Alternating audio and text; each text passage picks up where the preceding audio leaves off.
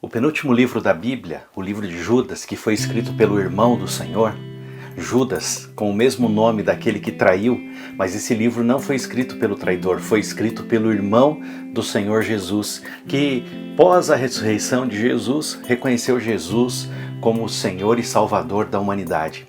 Aqui nesse livro, que leva o nome dele, Judas, ele escreve sobre falsos mestres que têm se introduzido na igreja daquela época e na igreja de hoje também.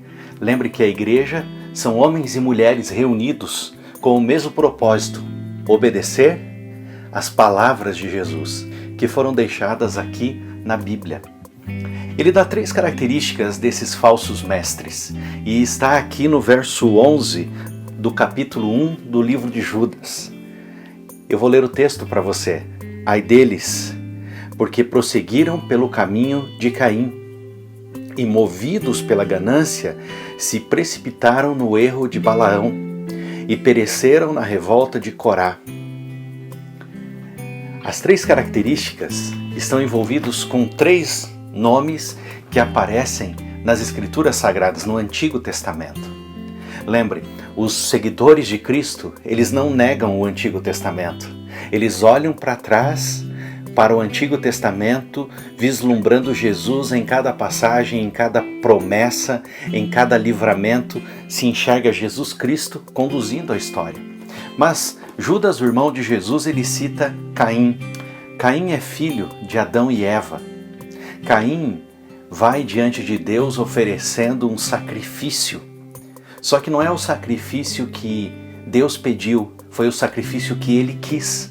Então ele oferece a sua própria vontade e ele escolhe não obedecer, mas fazer a sua própria vontade. Essa é a característica de falsos mestres.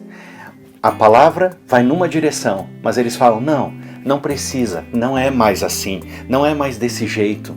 Faça como você quiser, porque o que importa é o coração e Deus entende. Deus aceitou o sacrifício de Abel e não de Caim. Por quê? Porque Abel ofereceu o sacrifício que Deus havia pedido e Caim não. O segundo personagem que aparece aqui no verso 11, que traz a característica dos falsos mestres, é Balaão. Balaão vendeu a verdade. Balaão, ele negociou as palavras de Deus. Como assim? Eu vou explicar para você.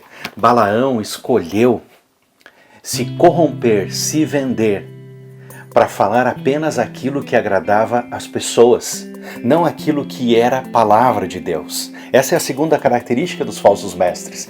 Eles se vendem por dinheiro, eles negociam a palavra por dinheiro, rebaixam os princípios da palavra por dinheiro. E o terceiro citado aqui é Corá. Ele fez uma rebelião contra Moisés. E Corá, ele traz uma característica: ele se revolta a tudo aquilo que Deus instituiu.